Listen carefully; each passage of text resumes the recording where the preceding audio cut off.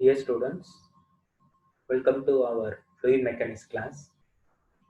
So last class we studied about the fundamentals of fluid and fluid mechanics and the application of the fluid mechanics subject. So from this class we are entering into our subject. So the first unit consists of properties of fluids and fluid statics. There are two chapters. So in this video, first we will study the basic properties of the fluids. This is the overall presentation, overview of the presentation. First, we have to study the basic properties of the fluids and important terminologies like density, specific weight, specific gravity, kinematic viscosity and dynamic viscosity, variation of viscosity with the temperature. Okay, these are the basic important properties of all the fluids. So next, types of fluids: vapor pressure, boiling point, cavitation, surface tension, capillarity, bulk modulus of elasticity, and finally compressibility. Now we will move to basic properties of the fluids. So the first important property of the fluid is density. You know about density basically. What is meant by density? So density of a fluid is defined as mass of the fluid per unit volume. Mass of the fluid per unit volume. So here you can assume unit volume is 1 meter cube. 1 meter length, 1 meter breadth and 1 meter depth. This is called 1 meter cube. So density is equal to mass per volume. So the density of fluids may be considered as constant, while that of gases changes with the variation of pressure and temperature. Okay, so density of liquids is constant, but in case of gases, it will changes. Okay, it depends upon the pressure on the gas and the temperature on the gas. Okay, so if you taken water, if you take water, the density of water is 1 gram per centimeter cube or 1000 kg per meter cube. Okay, this is the value of density of water. Here unit of mass is kg. Unit of mass is kg, and unit of volume is meter cube. Okay. So it is denoted by a symbol of rho. It is denoted by a symbol of rho. So as we already discussed last class, solid having very close molecules. Solid having very close molecules, and liquid having somewhat space. Okay, the distance between each molecule is somewhat distance. Okay, and gas having large distance. Okay, so this is the diagram shows the each molecule spacing. Okay, so gas having less dense. Okay, due to the molecular attraction is less and spacing will be more. Okay, so it is less dense. But in case of solid, the molecular attraction is more and also the space is very less. The distance between the each molecule is very less. So solids having more dense than gas and liquid. So next property is specific weight. Specific weight or weight density, it also called weight density of a fluid, is the ratio between weight of a fluid to its volume. So first we must know the difference between mass and weight. What is the mass difference between mass and weight? Okay, in case of mass, you multiply by g. What is by g? Acceleration due to gravity. We can get weight. So mass into acceleration due to gravity is weight. Okay. So mass of the fluid into g divided by volume of the fluid is the specific weight or weight density. Okay. So now, as per previous property, we studied mass per volume is nothing but rho. That means density. Okay. So another formula for the specific weight is density into acceleration due to gravity. So here density is rho. Okay, and acceleration due to gravity is g. Okay. So the value of specific weight for water is 9.81. So here rho is 1000, and g is 9.81. Okay. So we can get an answer of 9810 Newton per meter cube. So the unit of weight is Newton. Unit of weight is Newton and volume unit is meter cube. Next, another important basic property is specific gravity. What is the specific gravity? Okay. So before that, I want to tell one thing. So water, if you take water, the specific gravity value is 1. The specific gravity value is 1. Okay. So it considered as a standard fluid. It is acceptable fluid or liquid worldwide. Okay. It is a standard fluid accepted by worldwide. Okay. So we can say the different material specific gravity based on the water specific gravity only. So specific gravity is defined as the ratio of the density of fluid to the density of the standard liquid. Okay. So it is a dimensionless quantity. So numerator also density, denominator also density. So it is a dimensionless quantity and symbol is capital S. Okay. So from this we can easily understand S equal to S for liquid. Specific gravity is equal to weight density or density of a liquid. Suppose I want to density of the mercury means, sorry, specific gravity of the mercury means, first we have to the ratio of density of the liquid, that means density of the mercury 13,600 divided by density of water, that is 1000. So we get an answer of 13.6. So that is our specific gravity of the mercury. Okay. So suppose we want to know the density of the liquid. Okay, we know the specific gravity means just you cross multiply. Okay, specific gravity multiplied by 1000. 1000 is the density of water. We can get the density of a liquid. Okay, here I given example for mercury. So in this, the specific gravity of mercury is given. So from this, what is the density of mercury? So it is 13.6 multiplied by 1000. 1000 is the density of the water. So 13,600 kg per meter cube is the density of the mercury. Okay. So mercury density is very high compared to any other liquid. Okay. So it is 13.6 times more than the water. So another important property, specific volume. What is by specific volume? So it is the reciprocal of the density or mass density. Okay. So specific volume of your fluid is defined as the volume of your fluid occupied by a unit mass. So here volume divided by mass. What is density? Mass per volume. But here volume divided by mass. Okay.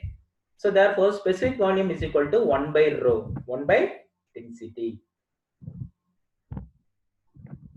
So next important property, viscosity. Okay. So before that, let us assume one simple experiment. Let us imagine one experiment.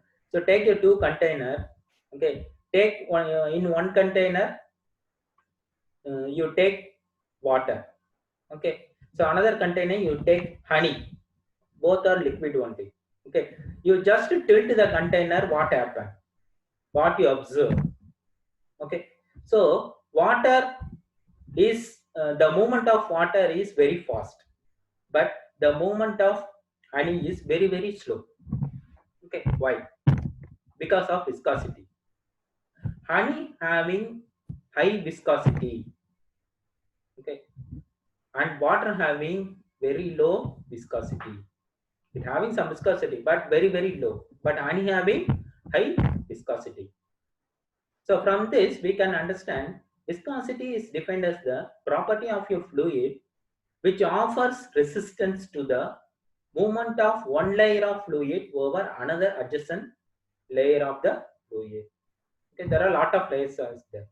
So there will be a resistance to flow or resistance to move on. Okay.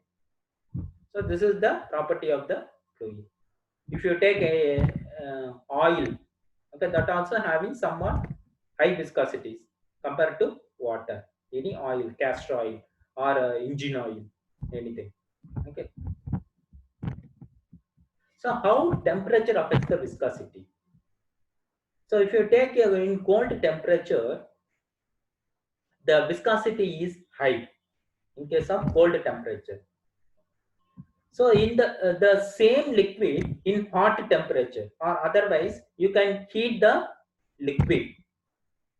For example, if you take honey, okay, in cold temperature, the liquid movement is very low. Okay, so next you can heat the honey in the same container, same honey you can heat. Okay, up to a certain temperature.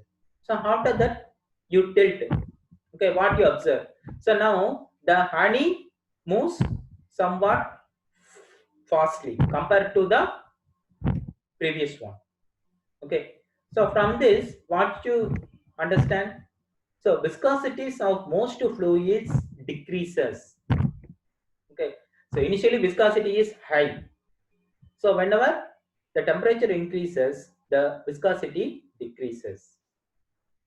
Okay, so fluids generally flow faster if they are hotter. Okay, so from this graph you can easily understand.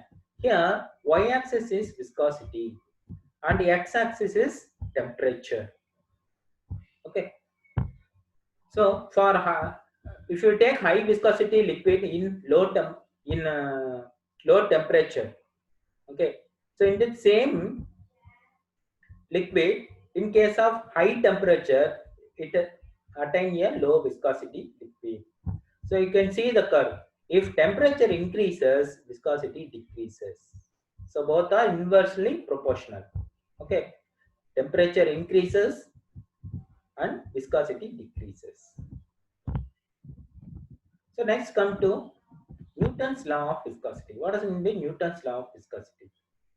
Okay, so as we already seen, whenever a liquid is movement occurs, okay, shear stress is formed. How to calculate that shear stress? So for that, this Newton law of viscosity is used. Okay, for the calculation of the shear stress. Okay, so Newton's law of viscosity states that the shear stress on your fluid element layer, the shear stress here, shear stress on a fluid element layer is directly proportional to the rate of shear strain. The constant of proportionality is called the quotient of viscosity. Okay, the unit is Newton second per meter square.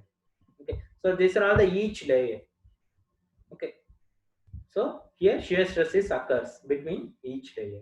So viscosity is equal to shear stress equal to, here shear stress is tau. equal to mu into du divided by dy.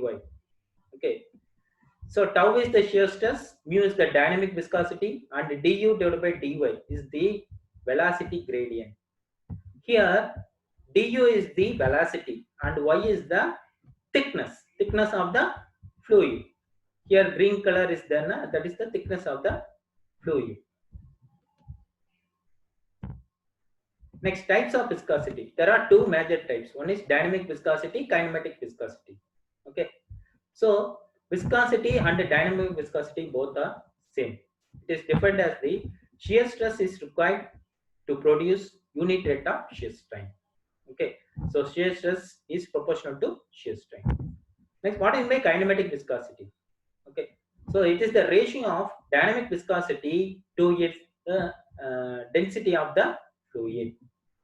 It mentioned a Greek symbol nu. So dynamic viscosity we mentioned in mu. In kinematic viscosity we mention as nu. Okay, it is defined as the dynamic viscosity to the density of the fluid. Okay, so nu is equal to mu divided by rho, viscosity divided by density. Okay, so it having another unit is called stoke. One stoke is equal to 10 power minus 4 meter square per second. So next come to types of fluids. So there are different types of fluids are there. First one is ideal fluid, real fluid, Newtonian fluid, non-Newtonian fluid, and ideal plastic fluid. So ideal fluid, what is meant by ideal fluid? So ideal fluid is the fluid that have no viscosity. Okay, but it is not in practical. So all the liquid having some viscosity. So this is the imaginary fluid. Next come to real fluid. Okay. So a fluid which has at least some viscosity, at least a minimum viscosity is called real fluid. So all the fluids are real fluid because all the fluids having some viscosity. For example, water. Newtonian fluid.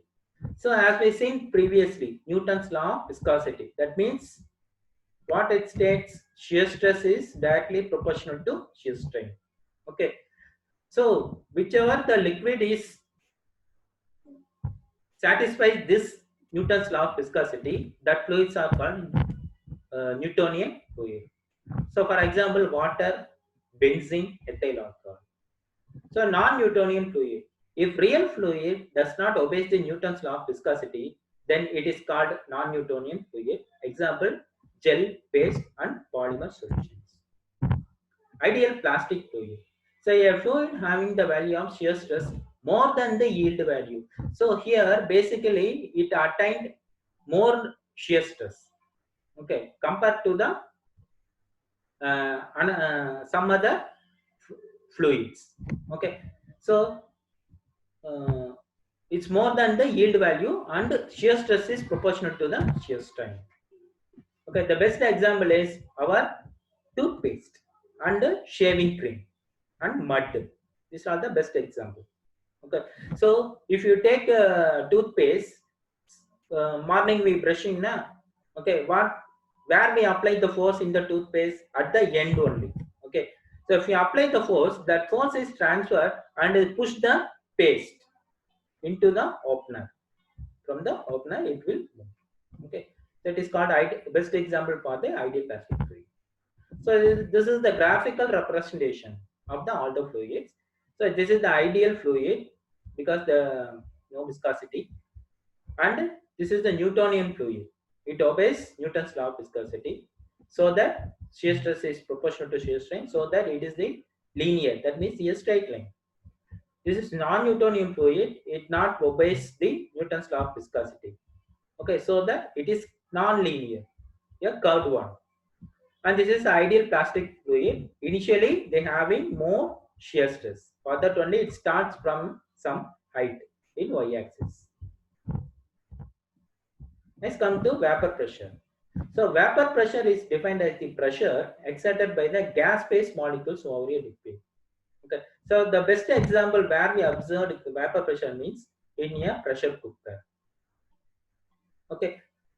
So in a pressure cooker, we are boiling vegetables and rice.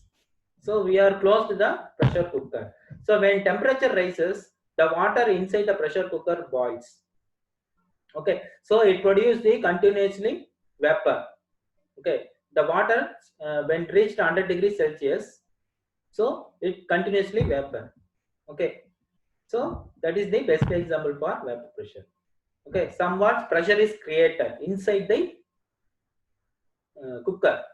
So when it reaches the maximum pressure, it will comes out through whistle sound. Okay, through whistle. Okay, so vapor pressure is a strong function of temperature. The higher the temperature, the higher the vapor pressure.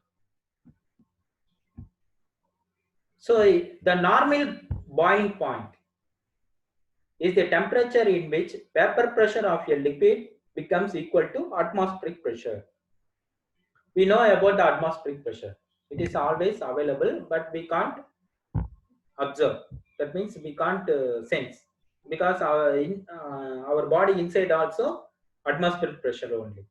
Okay, we are breathing the air. Okay, breathing air and oxygen. Okay, so in all the places atmospheric pressure only. Okay, so for that only we can't able to sense. So when vapor pressure reaches the atmospheric pressure, it starts to boil. So what is the atmospheric pressure? Through this simple experiment, we can easily understand the atmospheric pressure. So a glass of water you covered with a cardboard. Okay, you tilt the tumbler. What happened? So the cardboard will not fall down. Okay, so because the weight of the water, okay, is less than the upward pressure. You can see here the atmospheric pressure is more compared to the weight of the water. The force caused by the atmospheric pressure acts on the surface of the cardboard is greater than the weight of the water in the glass. So this is the vapor pressure concept happens in the pressure cooker, and this is the difference between evaporation and boiling. Okay, so when uh, if you take a container of water, you heat the water, what happens when it starts evaporation? When it reaches 100 degrees Celsius. Okay, so start evaporation. Okay, so at this condition, vapor pressure is less than atmospheric pressure. When when the vapor pressure which is equal to atmospheric pressure, so it starts to boil. So yeah, small bubbles are formed at the bottom of the vessel and it's transferred to the top. It moves from bottom to top. This you can observe. Okay. Next, what is by cavitation? Cavitation is defined as the phenomenon of formation of vapor bubbles of a flowing liquid in a region where the pressure of the liquid falls below its vapor pressure. So this mainly happen in the water pipeline, mainly hot water pipeline. So whenever vapor bubbles are formed, it touches the casing. That means the wall of the pipe means it will burst. Okay, so it will damage the pipe wall. Okay, so you can see here vapor bubble strikes at the casing and form cavity. So this cavity is vulnerable. Okay, surface tension. This is the another important property. Okay, what is by surface tension? Okay, so surface tension is nothing but the at the surface of the water there will be intermolecular cohesive force is acting always. Okay, so this cohesive force between liquid molecules are responsible for the phenomenon known as surface tension. Okay, the molecules at the surface of a glass of water do not have other water molecules on all sides of them, and consequently, they cohere more strongly and those directly associated with them. So, formation of the water bubbles, formation of rainwater droplets, collection of dust particles on water surface, capillaries. So, these are all because of the surface tension. These are the best examples. So you can see here at the surface there will be a molecular attraction is there.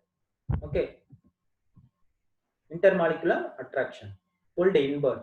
This is the formation of the rainwater droplet. So these are the simple experiment. Okay, for the understanding the surface tension. Next, capillarity. The tendency of liquids to rise in small diameter tubes in opposition to external force like gravity is called capillarity. Okay. So if you insert a small tube in water, what happens? So the water level will get rises in the glass tube. This is because of the capillarity.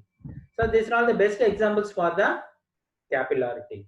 So a plant's observing water through capillary action. So and in a colored water is transferred to another empty water. The water is transferred to another empty water through the tissue paper because of the capillarity. And also, uh, if you just touch the tissue paper in a colored water or water, so it will observe. The water level is rises in the tissue paper because of the capillarity.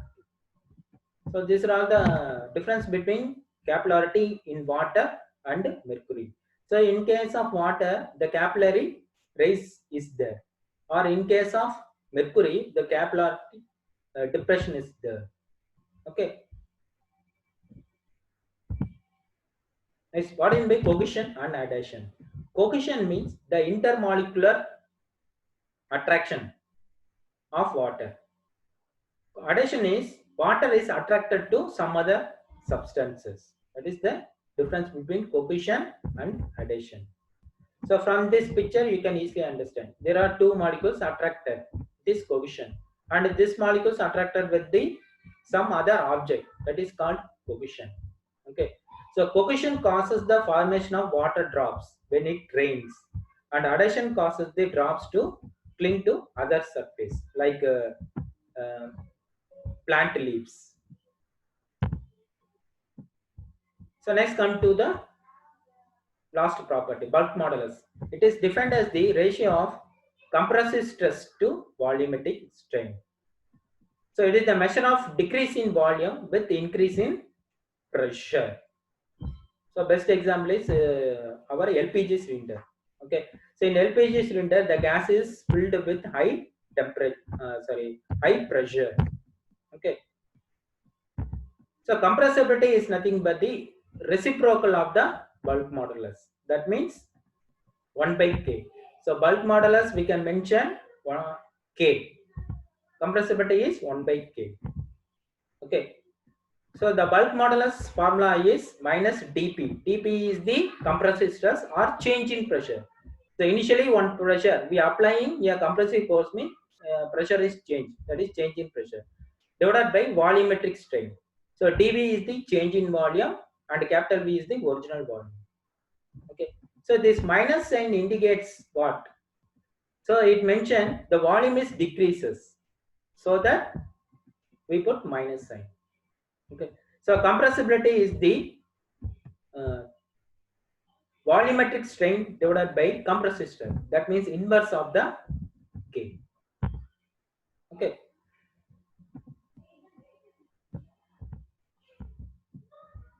Okay, students.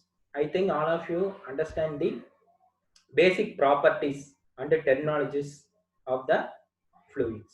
So next class we will see the fluid statics. Okay. Thank you, students.